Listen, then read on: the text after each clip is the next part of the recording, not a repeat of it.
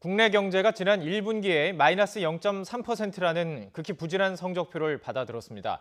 지난 2008년, 그러니까 글로벌 금융 위기 이후 가장 낮은 수준입니다. 취재기자 연결해 보겠습니다. 조태영 기자. 네, 한국은행입니다. 1분기 성장률 상당히 부진했습니다. 구체적으로 얼마나 나빴던 건지 설명해 주시죠. 네, 한국은행이 발표한 1분기 실질 국내 총생산 자료, GDP 자료를 보면은 마이너스 0.3%를 달성한 것으로 나옵니다. 직전 분기보다 경제 규모가 오히려 줄어들었다는 건데요. 마이너스 성장률을 기록한 건 지난 2017년 4분기 이후 5분기만입니다. 당시보다 성장률은 0.1%포인트 더 나빠졌습니다. 성장률은 글로벌 금융위기의 직격탄으로 마이너스 3.3%를 기록했던 2008년 4분기 이후 가장 낮은 수준에 그쳤습니다. 무려 41분기 만에 최저치를 기록한 겁니다. 자, 그렇다면 이유가 궁금합니다. 1분기 성적표가 왜 이렇게 나빴던 건가요? 네, 쇼크 수준의 성적표인데요. 사실 마이너스 성장률은 어느 정도 예측되긴 했던 부분입니다.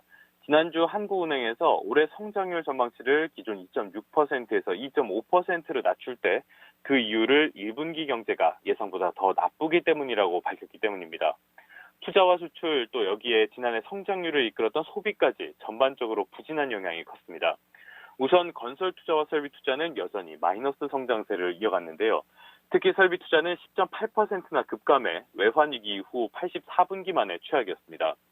지난해 국내 경제의 버팀목이었던 수출 역시 마이너스 2.6%로 5분기 만에 최저였고 민간 소비와 정부 소비도 직전 분기보다 소폭 늘어나는 데 그치며 각각 12분기, 16분기 만에 최저치를 나타냈습니다.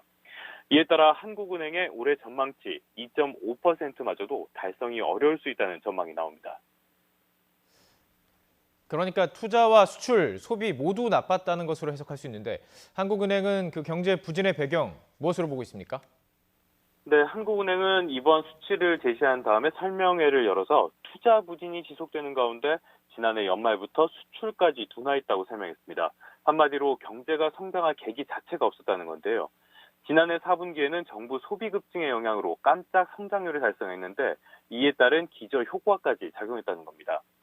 연간 성장률 전망치를 2.5% 달성을 하려면 2분기에 1.5%, 3분기와 4분기에는 각각 0.8%, 0.9% 성장하면 가능하다고 강조했는데요. 2분기부터는 경제 성장의 속도가 가팔라질 것이라는 희망 섞인 관측을 유지한 셈입니다. 하반기 경제 회복 가능성이 미지수라는 민간의 예측보다 낙관적인 전망을 이어간 셈입니다. 홍남기 부총리 겸 기획재정부 장관 역시 긴급 관계장관 회의에서 1분기 결과가 예상보다 나빴다면서도 1분기보다는 2분기에 또 상반기보다는 하반기에 상황이 더 나아질 것으로 보인다고 말했습니다. 세계 경제가 둔화하고 투자 부진이 이어지고 있지만 모든 정책 수단을 동원해 성장률 목표인 2.6에서 2.7%를 달성하겠다는 겁니다. 정부의 목표치는 한국은행이 1년 동안 4차례나 낮춰잡은 전망치보다 0.1%에서 0.1%포인트에서 0.2%포인트 높은 수준입니다. 지금까지 한국은행에서 전해드렸습니다.